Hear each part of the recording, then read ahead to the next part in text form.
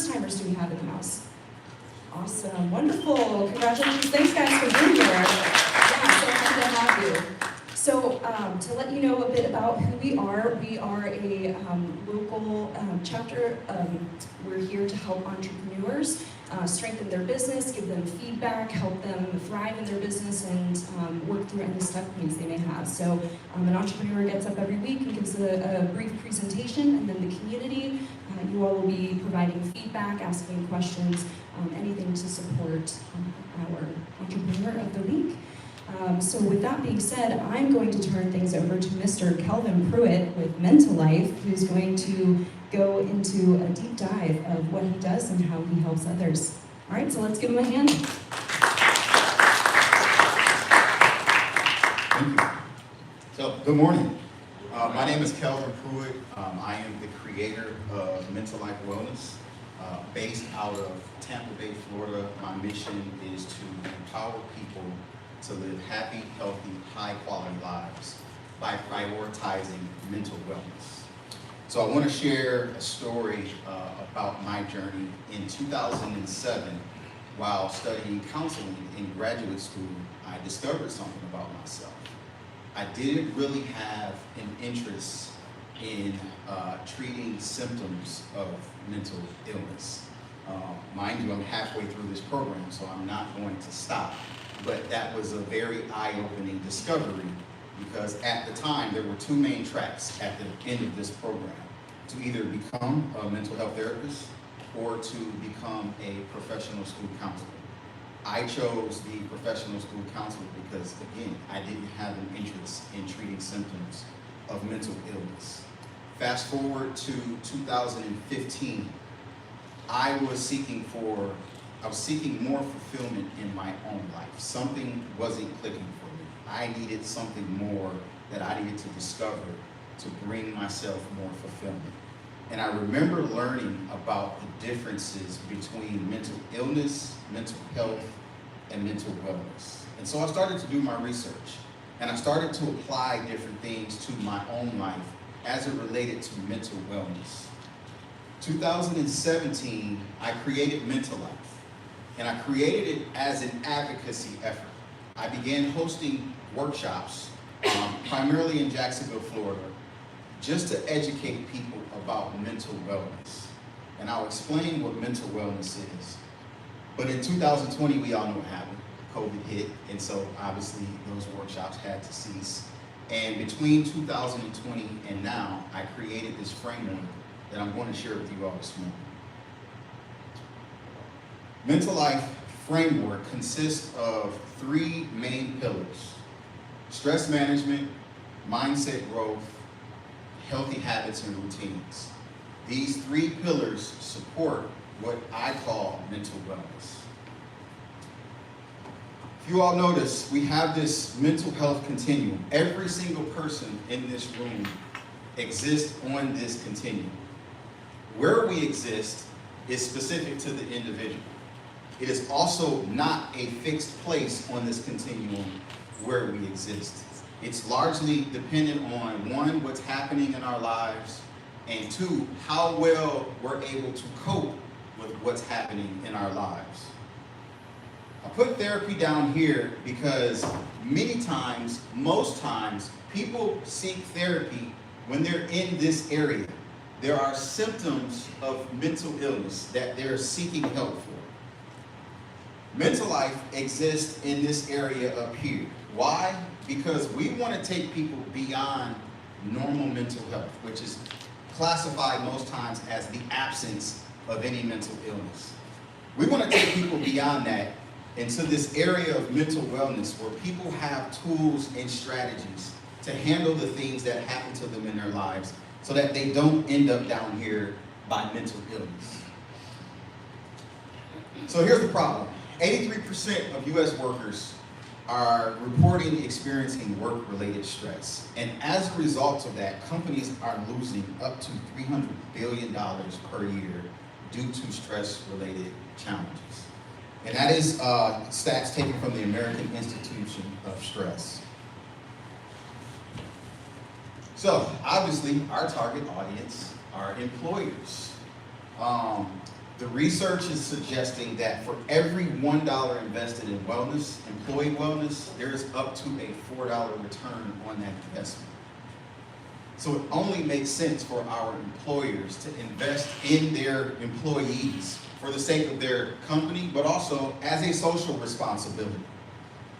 Forbes is reporting that 90% of Fortune 500 companies have what are called employee resource groups. For those of you that have never heard of those, that has been a big push, a big effort to make sure employees are supported, but also connected to their company. And so many times they are demographic based, or they're based on social special interests.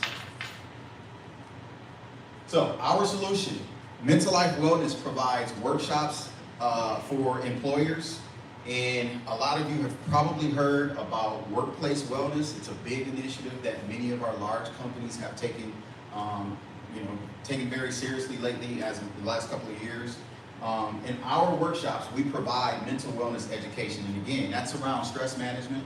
That's around mindset growth. That's around those healthy habits and routines. Because my personal philosophy is, while yes, stress does exist at work, many people are showing up not as their best selves.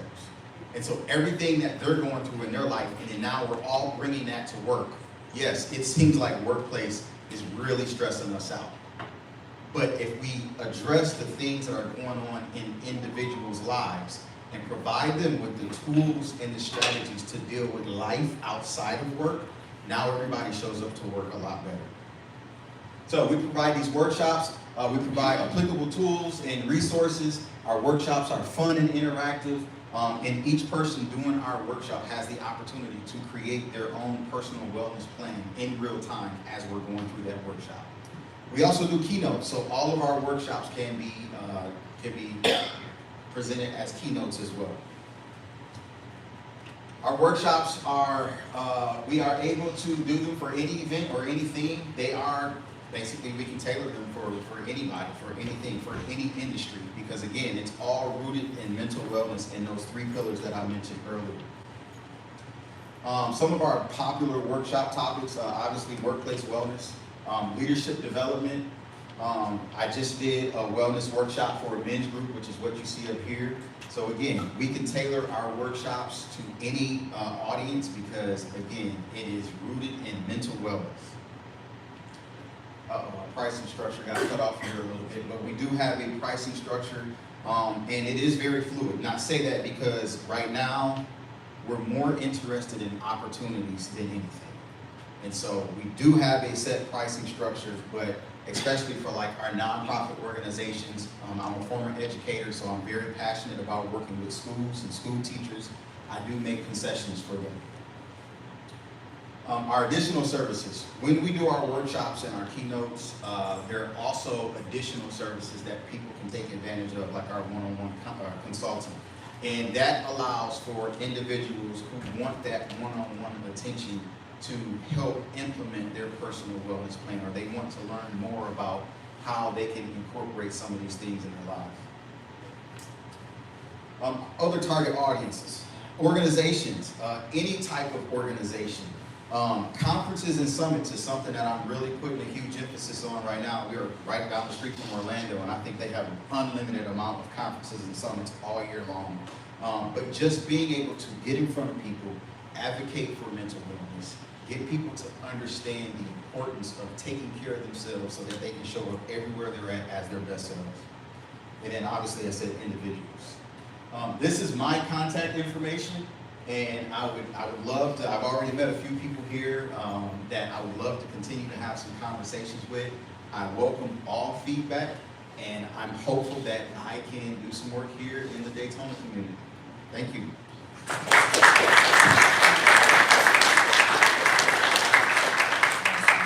Wonderful presentation. Thank you so much, Kelvin. So we're going to open up for Q&A, and just as a reminder, for those of you who don't know, this is my service dog, Moki. He's still in training, so as we walk around, please just ignore him like he does not exist. Thank you. All right, so who would like to get us going?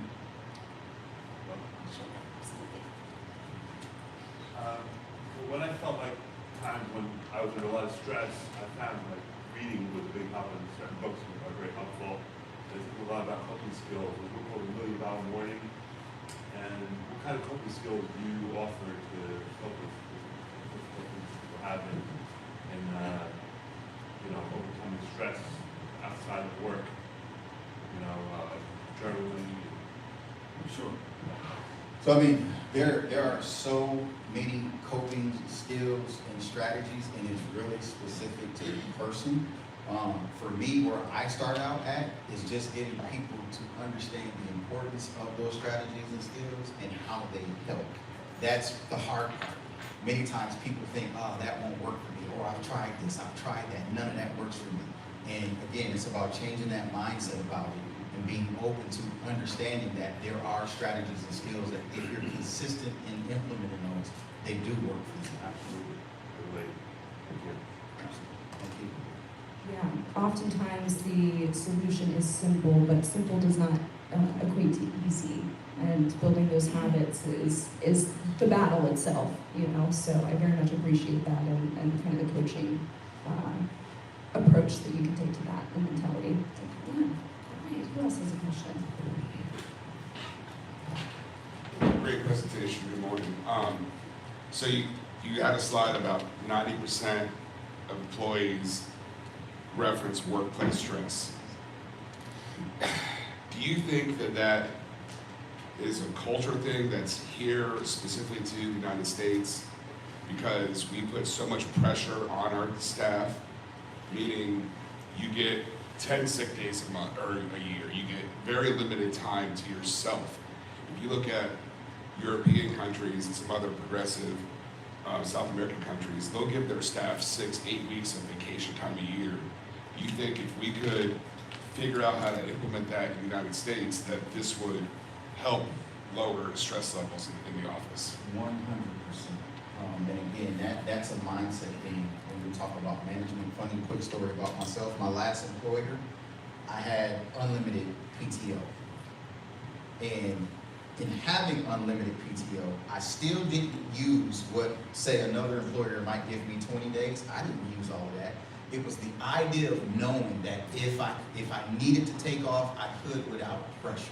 And so, yes, I 100% think that if we're able to progress that mindset as a country and really take into heart how we make our employees feel, then it would take a lot of pressure off. I think it would reduce a lot of stress. And it's some of those small nuances that, because things have been in place this long, why are we going to change it? And it's like, well, there's growth. We got to grow. So yes, I do think that is a major factor. I see a few companies where they offer unlimited PTO, and from the outside looking in, you're like, how's that going to work? But from what I've seen, you actually get more buy-in from the employees, and you're right. Yep. People that are get to those positions never abuse them because they have the buy-in. And again, it's the psychology. If you give me 20, I'm like, oh, I'm going to use my whole 20. Right. Because I'm not going to leave nothing on the table. Exactly. But if it's unlimited, you really don't think that way. I like that idea. And I will say, a part of what I'm learning and doing some of these workshops with our smaller companies, the mindset growth is from top to bottom. And so when our leaders begin to change their mindset, the impact it has on their employees is massive. Right. I mean, it really is. It's massive. And for me, I'm still coming from a wellness place, but for them, they're thinking bottom line. It's still supporting that. Right. So it's super important. Hi, my name is Natalia. I'm with Dixie County, but to comment on that unlimited PTO, and I have questions after that. Sure. But with that unlimited PTO, work still has to be done. Responsibility has to be done. So they are not going to take advantage of like, oh, I have unlimited PTO. I'm going to take a whole year, For sure. because there's responsibility and job that still needs to be done. So they're kind of like pace themselves on using that unlimited PTO. But it's a great hiring, like when you hire somebody, it's like, oh yeah, this company has unlimited PTO. It's like, oh, great, compared to other offer from other companies, right? Anyway, so my question is, are you working by yourself? Is this only you? What is your capacity as far as like more clients, more people booking you, and also asking for one-to-one session with you, and how does that look like? Sure. So yes, at this current time, it is just me. I do have a couple of people who have bought into what I've been doing for the past couple of years, and they support me, but as far as being able to hire me full-time yet, I'm not there yet. So yes, my time is very limited. My capacity is much smaller than I would like it to be. I'm hopeful to get to a place where I can, be able to hire. And a part of my plan, this is kind of getting ahead, but AI is running everything right now. And so there are some ideas that I have to use AI that is going to assist me. Part of that being able to offer courses. I have a book that's in a publishing process right now that supports my framework. So being able to turn that into courses and being able to offer those courses and using some of those AI tools to help people navigate through that personal wellness plan is a part of what I want to grow to. Great. Thank you. Hi, I'm here. Okay. Goes Fractal Lead Marketing. So I just had a couple of comments and then a question also, if I may. So when you first started the presentation, what I got from it is that your clients are employers. That's who you sell your service to, and the service that you're selling is that you're improving the productivity of their workforce by doing this. My first reaction, this is just a comment on your messaging. My first reaction is that I understand that most stress-related work is that people work too long hours and they don't get paid enough money. That's not an employee problem, that's an employer problem. So that's just a comment on your messaging. And the other thing is that with the service that you're offering, what I would suggest to just think about, just some thoughts is, what's your irresistible offer to a company to put your service in there? What is it that you're offering them? So what I would suggest is that you design some kind of audit that you can do for a company that looks at everything, that looks at their workplace, their pay, and MIT has actually got a piece of software where you can calculate a living wage based on down to the zip code. So all of these things can be done. You can prepare a report for employers on the value and what's going on in their workplaces, and that's the thing that you can build the value around when you're marketing companies, because the message wasn't strong with what you're offering to employers. And how do you assess how much money you said something big about how many billions of dollars companies are losing, but how do you extract data from a particular employer, a small or medium-sized business, and say, I'm going to give you an amount of money that your company is losing if you go through my audit process. This is the problem I will identify, because companies are all about bottom line. Everybody talks about wanting to run a nice company, but companies exist for profit. So that's really what we're trying to do. We're trying to improve their productivity and their bottom line, basically. So we've got to understand what the cost is to that company, that particular company. So what is your process for determining identifying the problem that you are then going to solve, other than just employees and just not happy? Sure. No, I appreciate that feedback. And so one thing I did mention was the employee resource groups, and I didn't go too deep into that because of time, obviously. But what I found is in reaching out to companies, that's who they refer me to. And most of our employee resource groups get their own budget to spend however they want to. And so as an employee-led group, when I speak on stress management, that always perks their ears up. And so I absolutely appreciate what you're saying from a holistic approach in being able to offer to the company what I do for them and how it impacts their bottom line. But where I'm at right now, because things are still very stigmatized in this space, is really going after those employee resource groups who have a different approach because they are employee-led. And I appreciate that information, because when I first started out as an advocacy company, it was just basically trying to reach individuals. That was a tough task, very tough task. So then I had to retool. How do I reach groups of individuals? And when looking at the research where stress exists the most, it was just an obvious, I've got to try to target some of these companies, and they have these employee resource groups that they're giving money to spend in order to support those employee resource groups. So I appreciate that information. Thank you. Hey, Sean Gepper here with Arrow Clinical Trials. So I want to shift away about what you do and how you're going about doing it. what are your challenges in getting your business model in front of the employers? What activities are you doing outside of 1 million comps? Are you doing to get your name out there? Sure, great question. Again, attending a lot of conferences and summits, and I am not prejudiced to any industry. I'm trying to go to every conference and summit that I can get into, because again, it's about getting in front of people. Also, using LinkedIn a lot. The challenge is finding the gatekeepers, getting in contact with the gatekeepers. So targeting some of our HR executives, and then there are quite a few people that will list DE&I on their LinkedIn profiles, and also ERG management. And so those are kind of my targets that I'm looking for when I'm really trying to build my database of people, and it takes a lot of time. But those conferences and summits are by far the most beneficial for me. In those conferences and stuff, those summits, where are you finding that information at to go and attend? Good old Google search. Okay. And then networking. Google. Yep, networking, going to events like this, meeting people that are from different industries. Tampa, I'm pretty sure it's probably like this around here, but Tampa has a networking event Sunday through Sunday. No shortage of networking events to go to. And so it's really just being visible, putting myself out there and trying to collect as much contact information as possible. I think that's why the room's full today. It's all about networking. Absolutely. Are there any other questions? Yeah. All right.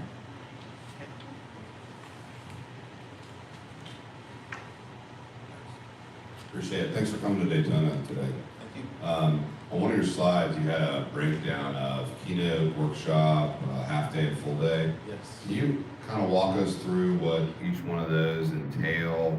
Kind of what, if you were to hire yourself at MentaLIFE, what those services or what that would look like?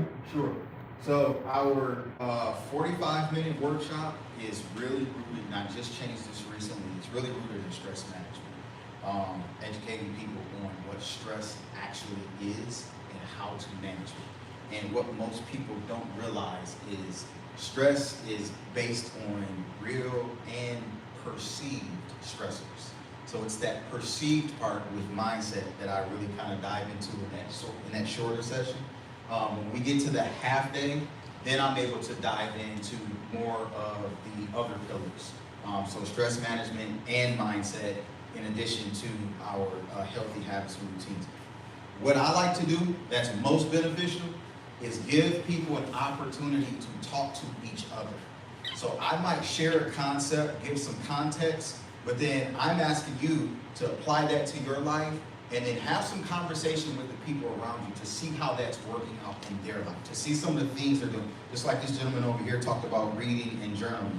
We don't always know what other people are doing that's working for them. Maybe it can help us too. So my workshops are really rooted in interaction with others around us. It really is a more engaging experience versus a sitting gig. And then our full day, the same thing. I add in more workshops. And then when I'm working with different companies, if there's something that they want me to emphasize, if there's an initiative that they're driving, if it's more about really continuing to push their mission and vision, then we can infuse some of those things in there as well. So mental wellness is important.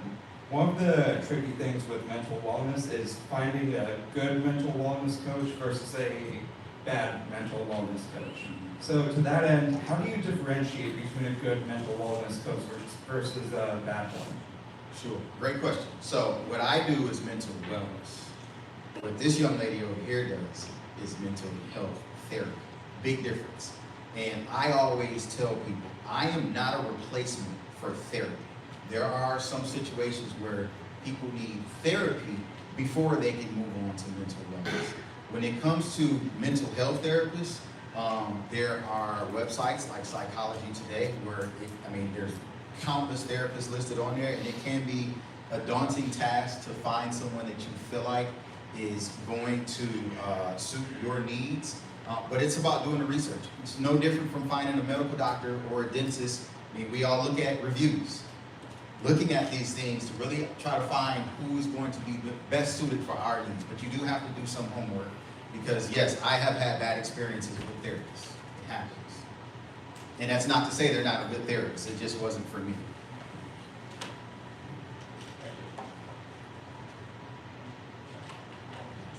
So, thank you for this, I appreciate this. But just a little FYI, here in Daytona, being new business here in Daytona, it has been a wonderful influence here opening up a new business. So I know you mentioned to me about it in Orlando, but just getting on the Daytona, any part of the chamber or the conventions bureau, they have tons of activities and summons going on here.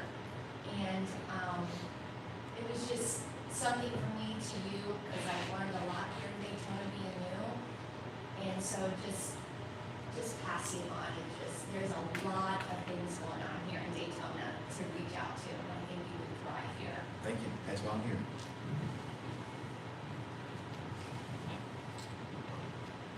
Speaking of chamber, Thanks for that lovely segue. Lori McMullen with your Daytona Regional Chamber. So if you'd ever like to chat, I'm here for you. Absolutely. That actually helps me because one thing I've been doing to answer the previous question is going to Chamber of Commerce websites and looking at our companies that are involved with the chamber. That says something to me. And so, yes, I would love to connect. all right, any other questions? All right, excellent. Let's give them a nice round of applause. Thank you for coming out. We appreciate it. We'll be back here next week. Wait, we have one more question to ask you. That's why I don't do question and answer, because I forget. What can 1 Million Cups do for you? Absolutely. Opportunities. Any and every opportunities. And that might just be an opportunity to have a conversation with someone that you all might think is beneficial. Again, the challenge is reaching the gatekeepers of some of our companies, our schools. Obviously, it's a little bit easier to reach out to schools, but any opportunity that I can get, I will entertain for sure. But some of my main contacts that I'm trying to get is obviously HR contacts, employee resource groups, our community agencies. Again, I'm a former educator of 16 years. I'm very passionate about the nonprofit and community space because they are the hardest worked and the least paid. And so any way that I can pour into their cup, any way that I can support them so that they can continue to do that hard work, I take every opportunity, I take advantage of that. So if we have those community agencies, our nonprofits, teachers, first responders, again, that falls into that community aspect. I am open to any and all contacts. I just want to be in front of people. And I think that I'm doing a service to our therapists because what I find is most people either don't want to deal with themselves or they've never just taken a look. Like, who am I? What do I like? What don't I like? Why do I do some of these behaviors that I dislike?